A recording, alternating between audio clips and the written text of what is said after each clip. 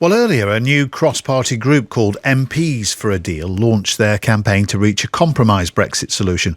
I've been speaking with two of those involved, Alex Chalk, Conservative MP for Cheltenham, and the Labour MP for Aberavon, Stephen Kinnock. I began by asking Mr Kinnock how many MPs they have on their side. It's difficult to give precise numbers in Parliament these days because a lot of people say supportive things, but can you count them as definitely being on this list or that list? However, we are a solid 30 Labour MPs, and there are a whole number of Labour frontbenchers who are very sympathetic to where we're coming from. So, I think that there is a very good number of Labour MPs who would be able to cancel out the more sort of purist Brexiteer vote on the Conservative side and form that majority in Parliament that we need to get a deal over the line. And that's very much the driving force behind MPs for a Deal. Alex Chalk, do you see it that way? Because I notice if there's a tagline for this campaign, it's sensible, pragmatic compromise. So have we seen a lot of sense over the past 7 days? Well, I think the issue is we probably haven't seen enough of it over the last 3 years, in the sense that obviously the old Prime Minister's deal came back and was knocked back 3 times. And then, of course, we had these indicative votes, which, by the way, I'm first to concede ought to have happened a long time earlier, before people's views were set in stone. But people were very good at saying what they were against, but not what they're for. And what's so encouraging about this latest initiative is there is a palpable enthusiasm for people to coalesce around a deal, because the stakes are very, very high. This feels like almost like the last chance saloon for the centre. If the centre doesn't deal with this, then we cede the central political ground and the extremes will fill that vacuum. And that's somewhere where neither I in the centre-right nor Stephen on the centre-left want to be. It would be terrible for our country. Hasn't that time already passed, though? Labour today, Jeremy Corbyn at the TUC, talking about a second referendum with an option to remain being on the ballot box, and it remains open as to whether they will actually campaign for Remain. So that's a centrist option that's passing you by, and that's numbers that will be going. And Stephen Kinnock, that's why people will accuse you of just trying to save your neck. You're in a Leave constituency, yet your party appears to be defying you and leaving you behind. Well, what I say to colleagues who are campaigning for a second referendum is, what are you going to have on the ballot paper? If you're going to get a second referendum, there has to be a form of leave on the ballot paper. I've been consistent in the last 3 years that I've got deep reservations about having a second referendum.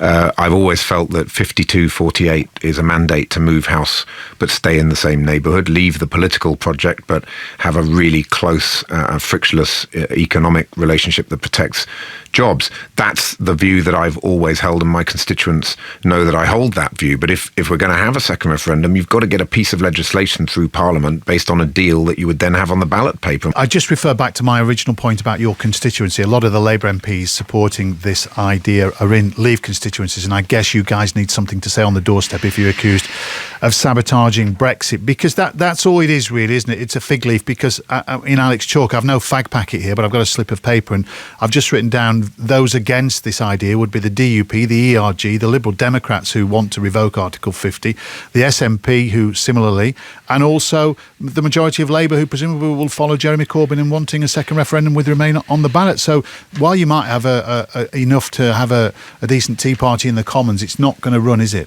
realistically? No, I actually don't think that's right, because whilst you're absolutely right to mention that list of parties, what's really interesting, I think, is who within those parties wants to be pragmatic and who wants to actually be puritanical about it. Well, who out of the DUP has reached out to you? Let's look at the issue about DUP is interesting because, of course, given that the government hasn't got its majority, then they don't quite have the position of leverage that they once did. But the second point is the DUP have their own electoral pressures. If you look at the situation in Belfast, it's not looking particularly rosy for them, and they will want a ladder to climb down as well. But what's interesting about this group is you've got even Sir Norman Lamb within the Liberal Democrats, as you rightly say, Liberal Democrats saying, we want to revoke the whole thing, which moderates have a real concern about, that would sort of put a poison pill into the British body politic for the next generation. But Norman is saying, no, that's not the right way through it. The moderate way through this is to secure a deal. And Norman and I actually voted for a customs union when we had the indicative vote, so that there is a consensus across Parliament. And what's different? I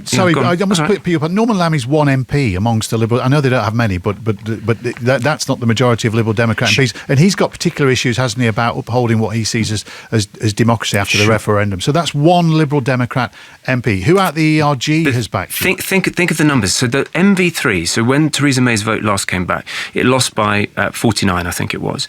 So that means it would only take 25 switchers. Now, of that group, the Labour Party almost entirely voted against it. Now, if Stephen is right, and I think he is absolutely right, that we've actually got something in the order of maybe it's 25, maybe it's 30, they're at a shot before you even look at the other parties. You could have a majority in Parliament. And my sense is, but Stephen will be able to speak about this more, is that if there is a coherent and credible critical mass of people in the Labour Party, that will in and of itself generate its own internal momentum. Well, let's look at that then. Let's address that. Jeremy Corbyn today has said if it came to a second referendum, he'd want Remain on the paper plus a credible Leave option. Let's assume then that this is the credible Leave option. Stephen Kinnock, how do we get to that point where this is accepted as the credible option? Because bearing in mind where we are now, we're prorogued. Boris Johnson says he still wants a deal before October 31st, etc., etc. So go on, talk me through the game plan. So the Prime Minister needs to spend the next week, 2 weeks, intensively working on getting a deal, and it was very good to see that he went to Dublin yesterday, and he himself said that no deal would be a failure of statecraft. So he's clear that no deal is a failure. So let's really work through that, but let's recognise that there is a 585-page document that's been landed with the EU27. There's no need to reinvent the wheel. He will get his changes to the backstop that he can sell to his Conservative Party, I hope. He will build in the outcome of the cross-party talks, which make it very attractive to the Labour Party, and if we have to wait till the 14th of October, well, so be it. But actually, if there's a deal there ready to go on, say, I don't know, the 4th or 5th of October, whatever it might be, de-prorogue Parliament, get us back. I am ready to work 24/7 to get this over the line, at least at second reading, potentially even to committee stage, so that the Prime Minister goes to Brussels on the 17th or 18th of October with a strong parliamentary mandate. I was there the night in the lobby when your amendment was passed by default, when the Tories didn't put anyone on the corridors to count the votes. So does that mean that this has to come back and be discussed, and that's the moment you feel when, as kind of a let's bang each other's heads together option, this will get the support you require? Yeah, my amendment means that the government must come with a vote on a deal that reflects the outcome of the cross-party talk. So there's flexibility and wiggle room in there for the Prime Minister to tweak in some way, but that fundamentally it needs to reflect the outcome of the cross-party talks. Now, what isn't defined is precisely when. It's within the framework of the extension that was secured through the Ben Bill, which is through to the 31st of January. But there's absolutely no reason why we have to wait until then. Okay. We need to move forward with this. And what I would say is that the Prime Minister now has three options.